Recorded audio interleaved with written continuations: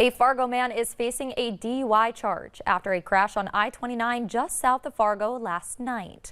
North Dakota Highway Patrol says 27-year-old Ian Snow was northbound on Interstate 29 when he drifted onto the shoulder and struck a camper that was stopped on the shoulder due to mechanical issues. Debris from the crash spread across both lanes of the interstate, causing traffic to slow for about an hour while crews worked to clear the debris and vehicles from the scene. Snow sustained minor injuries and was charged with driving under the influence of alcohol.